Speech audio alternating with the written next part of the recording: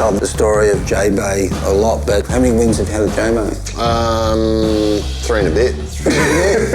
So let's talk about the bit then. Yeah, okay, the bit. This is the board that you were actually riding that day. Yeah. Same leg rope, like, you know, still got the leg rope on the board? This board I rode at Bells, won Bells on it. Yeah. Was riding it at J-Bay, and that's pretty much the incident.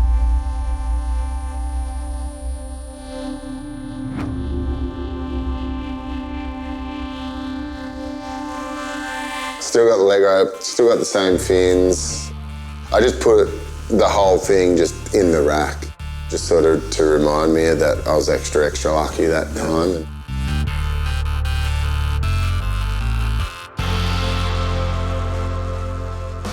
Leading up to that event, Julian Wilson rang me and he asked if I could help mentor him a little bit, give him some pointers here and there, and he actually came down and we worked together from bells on, I think. That was a funny time because talking throughout the event and then all of a sudden we're in the final together. And it was sort of like, all right, everything that I've told you and taught you, now it's time to put it into action and see if you can beat me. We didn't even get to that point. He was incredible that day. Everyone saw him paddle towards me, and even days after, he was incredible. He would come and check on me, and when we landed back in Australia, he was there. And yeah, always got a spot for Jules. And that's when we were riding yellow bottoms, and after doing research, changed all that. It's funny that you got the yellow leg rope. I had everything yellow. It's funny because I've had a lot of success with yellow, and my family shield's yellow, and you know, reading through what it means courage. Also going back to the original Pro Junior board, and I just wanted to that's sort of where it all came back from. And We would have had 20 yellow boards. yeah.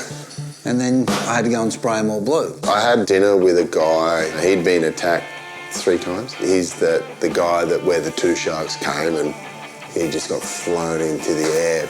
But if it was just 1 shark, he'd probably be dead. But it was 2 and they both hit at the same time and he went flying.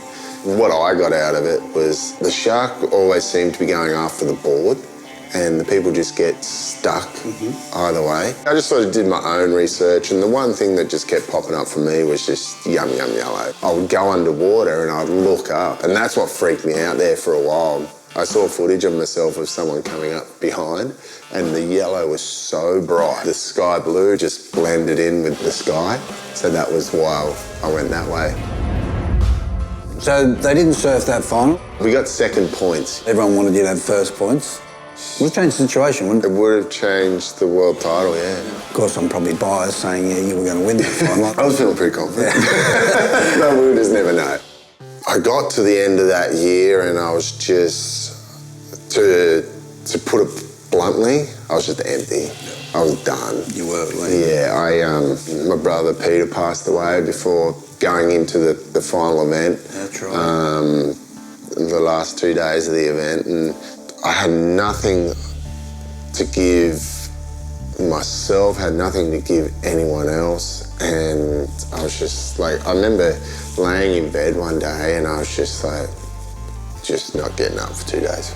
Yeah, and just laid in bed. I laid in bed the whole day, got up for dinner and went back to bed. I was just dead. I took that next year off and just did select events. Owen had the bad head injury, B blew his pelvis apart. Yeah. To me, I was like, well, I'm not going to take a wild card because I don't know if I'm coming back. Yeah. So I just went, all right, I'll do 5 events, see how we go. When I spoke to the WSL and my sponsors, I was like, I'm going back to J-Bay. You're either having an event there or I'm going back anyway. It was just a real special place for me, and I've had so many amazing memories there. To me, I just wanted to right all those wrongs. The media were just blowing it up, so I was like, all right, I'm going to go 10 days early before everyone knows I'm there and just go and surf it with no one around and just get over it. First surf, felt a little bit eerie. Like when I first rocked up, I had the anxiety come up. A wave didn't come for so long, and I'm sitting pretty much in the exact same spot. Just sort of all just came back to me. I was like, oh shit. And so I just started paddling down the point and a little 1-foot wave came. I just caught one wave and just started flowing through it. And I kicked out and felt fine. Yep, paddled back out, caught another one. And then the next day, J-Bay is absolutely firing. Got a phone call off Mason. He's like, oh, I'm coming down to J-Bay. I'm like, cool, all right, well, I'll wait for you. And it's absolutely fine, so don't mess around, let's go. I went and had a quick surf in the morning and just had a dream surf. Came in, waited for Mason, was freaking out. I pretty much put his wetsuit on for him. Second wave into that second surf, I did a cutback and just hit the lip and blew my ankle out. Personally, I was truly shattered. Got the scans and everything, and the doctor there just pretty much goes, you're done. Luckily, I'd learnt to get second opinions. I got the doctors to strap it up, and I told them just strap it as tight as you possibly can because I don't want it moving, and I'll figure out how to get around it from then on. Wow. I don't care if my ankle breaks. Yeah. I'm palling out from my first heat. The whole event was pumping. If the waves had plenty of push, the ankle didn't hurt that bad. And it got down to the final day and I woke up and it's flat. Like it's this big.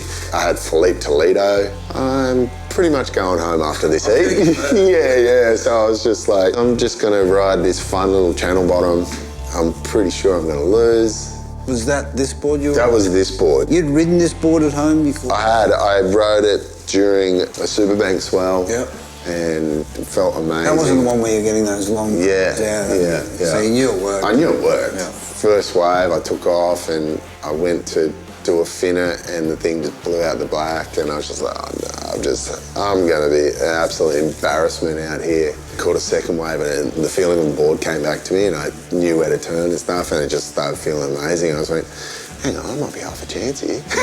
And then the rest is sort of history. But that was just my roller coaster to get to that point. The turns that you were doing in those small waves, like you were jamming some turns at the end. How was that ankle feeling by that time? It was just so sore. So you'd get to the end of the wave and you're on the rocks and every time you had to pull through the back, you'd have to squash, especially where the injury was. I'd squash on and it just felt like it was just ripping apart.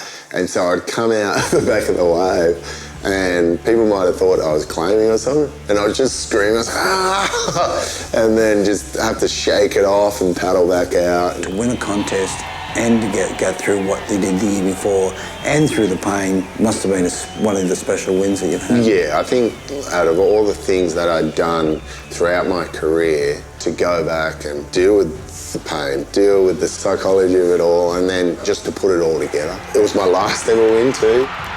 I was pretty much done after